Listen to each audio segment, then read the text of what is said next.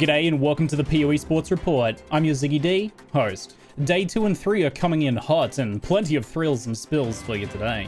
As much of the wider field tried to get a foothold in the endgame, there was no shortage of upsets. Man, that's a lot of damage, man.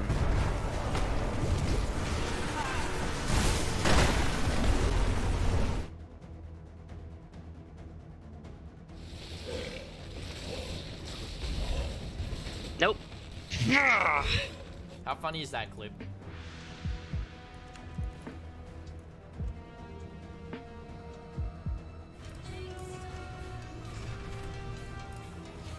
Oh no! We're also starting to see some of our first point-scoring boss kill attempts, with MrMadakey taking on normal Aziri. With some extra insight into the dangers he faces in this fight, here's our expert in the field, Brittleknee. For today's boss minute that totally lasts more than 1 minute, we'll be looking at Aziri, more specifically her empowered Flame Blast, since it takes the math one step forward, introducing elemental penetration to the damage scaling of the Gauntlet. One quick caveat is that these numbers are demonstrational and may not be completely accurate. Assuming you are heading into her encounter with capped resistances, the LA pin on the Flame Blast will automatically lower your resistances from 75 to 67. In a base league with no mods, her empowered Flame Blast deals 15,204 average damage, and since your resistances are reduced, you end up taking 5,017 points of damage versus the 3,800 if her spells didn't penetrate. In the Gauntlet, she has 20% increased damage, which also affects the damage considerably, granting her a 1.2 modifier to reflect the 100% base damage with the 20% increased. This means her empowered Flame Blast hits for 6,020 points of damage, which is extremely significant. The increased attack, cast, and movement speed globally present in the league also affects her cast time for this Flame Blast, which already surprises players with its baseline cast time of 2.5 seconds.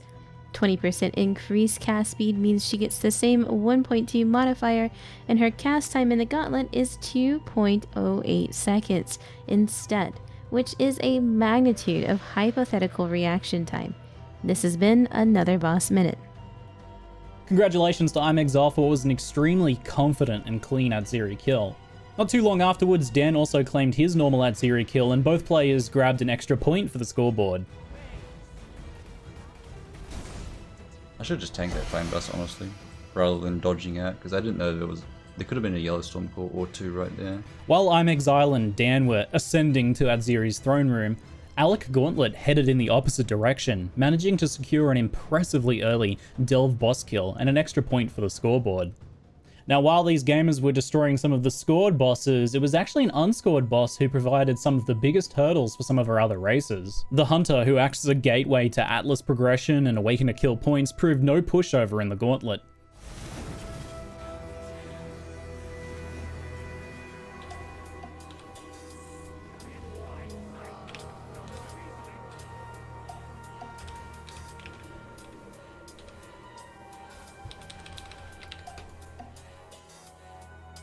How am I alive?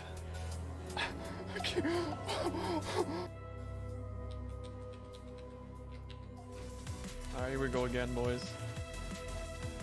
Here we go again. No, no, no, no, no. Are you fucking serious, dude? Is he ghosted? Gauntlet is proving to be a true test of the mettle of some of these races, though some are certainly getting tested more than others.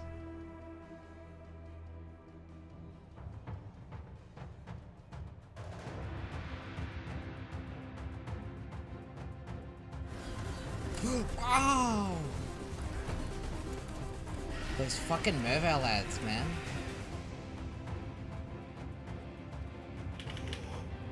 Whoa! Whoa, whoa, whoa, whoa, whoa, whoa, whoa.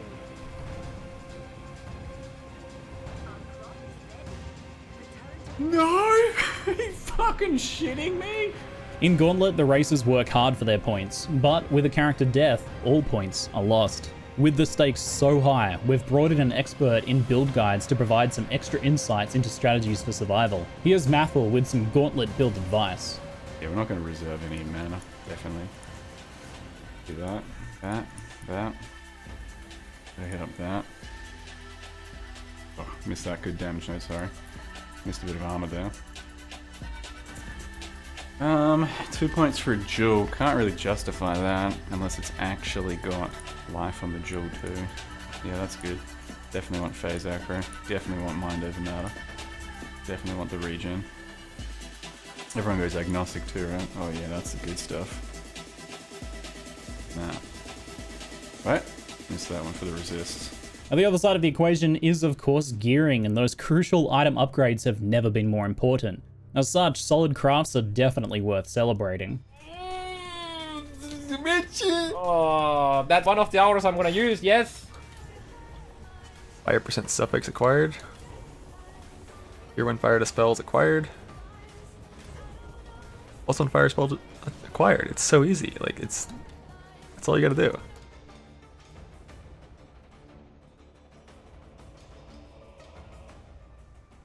What do we start with? I mean, gloves. Yep. Okay, gloves are done. Here we can try.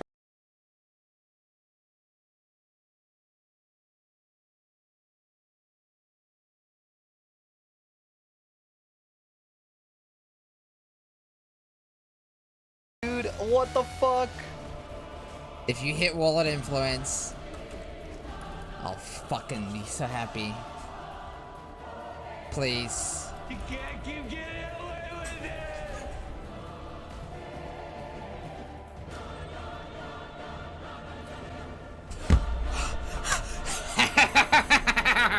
Yes! Yes! Yes! Yes! Yes! The award for the filthiest drops of day 2 and 3 go to Carve with this dirty clip.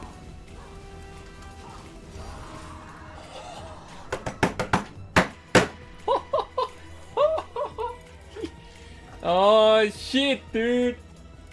Oh my god. While we're only a couple of days into this 8-day event, the long hours and the constant threat of death and tension is taking its mental toll on the racers already.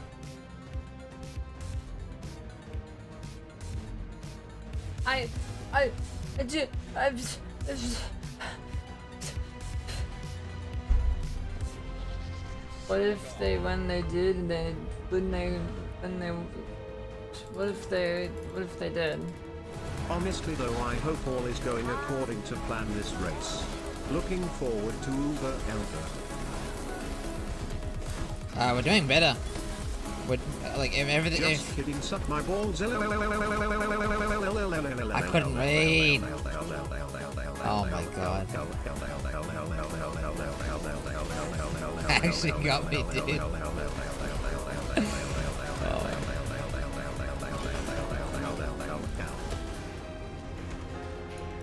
No! Wait, he does 2 of those?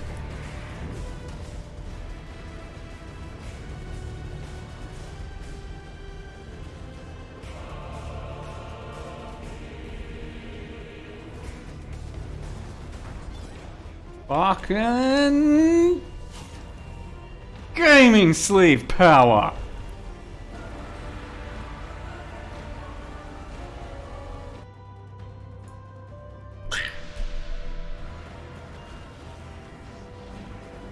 Woo! Yeah.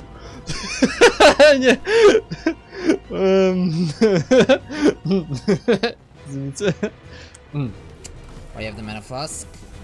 Because I don't have a quartz flask. Why don't you have a quartz flask? Because I don't have a quartz flask. Why don't you have a quartz flask? Because I don't have a quartz flask. Why don't you have a quartz flask? Because I don't have a quartz flask. Why don't I have a quartz flask? I'm entertained and concerned. The downright spicy rivalry between Rise QT and Steel Mage has continued to develop since yesterday's report. Unbelievable, dude. I'm surprised he came through with anything other than farming quarry, you know? Bryce mentioned he is very impressed by your efforts to move on from quarry farming. Isn't that nice? I actually am trying not to quarry farm the entire race. Wow. Nice. Senpai noticed. Alright, what I probably need to do is grow some quarry T2 seeds, I That's probably the play of the game. I think only little koi farmers do that. And that is not what we're doing. Unfortunately, however, it seems fate is set to intervene in the blossoming romance between these two. Where the fuck are the mobs? Oh, nice.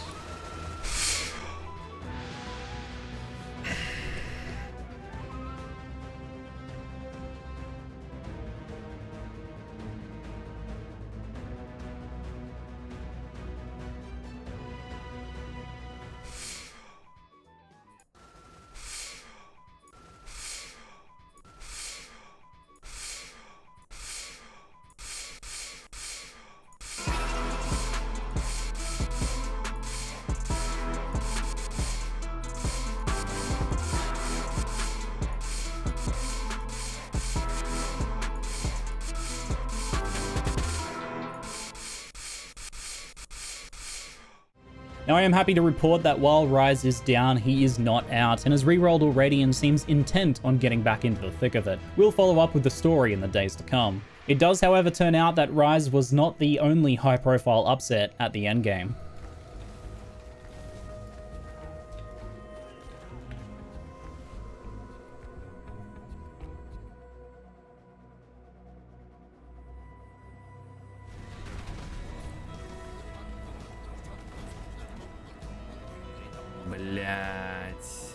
Exile, who secured the first Adziri kill we saw earlier, unfortunately lost his points to a Stygian Revenant Detonate Dead. Particularly lethal, we also saw Zizaran suffer a similar fate. Detonate Dead, with all of these damage and life modifiers, proves to be a threat at the forefront of many racers' minds. Steelmage had this advice to say for fellow racers who want to avoid a similar demise. Protections for corpse explosion, don't stand on it. Like, think about it, right? Think about it this way. Imagine there's one thing that can kill your character, your hardcore character, in Path of Exile. Think about it. Like, how... Don't do that, right? Just don't fucking do that. Thank you, Steel. Most enlightening. To close us out, here's Brittleknee in the field once again with the current standings and some leaderboard insights. Another series of standings are hot off the press courtesy of Viyro with a timestamp of 1:10 AM GMT +1. Quite the change up from the last standings we saw due to a number of upsets, rips, and otherwise. Our top three are all playing different classes. Havoc is playing a Volatile Dead, Detonate Dead Chieftain, though he has some Blade Blast gems hiding in his offset weapons. Dan's not afraid of a little hand casting and is playing ED Contagion on a Trickster. Darky is also slinging it up with a Volatile Dead, Detonate Dead combo, but as a Necromancer instead. All have made significant strides in gearing their character with more than a few insane items among them. Though all appear to steadily be working on their Atlas progression, pushing from yellow maps into reds, and have been prioritizing acquiring more and more stones. Havoc has 11, Lighty has 17, and Dan has 16. Progression through the Atlas will likely continue as they need 20 stones to initiate the baseline Awakener encounter. Garatha made some real progress today, climbing from 9th to 4th, as Exile, Rise, and Tower Brawl all met their rather unfortunate and untimely demises. Our Mystery Exile Quinn's secret build also remains in the top 5. Now you may see that there are several players with the same score, so I want to take a moment to explain the ranking system. The first player to reach a point total will be ranked first. Subsequent racers reaching that same point total will be ordered accordingly. In the case of these current standings, it doesn't matter that some are level 93 outright, but one is level 92 with a boss point. All that matters is when they each respectively hit 93 points. And back to you, Ziggy. We hope you've enjoyed the PoEsports Report for Day 2 and 3 of Gauntlet. If your favourite streamer suffers a setback or gets a big win, please submit your clips with the form in the description below. I'm ZiggyD, and thanks for watching.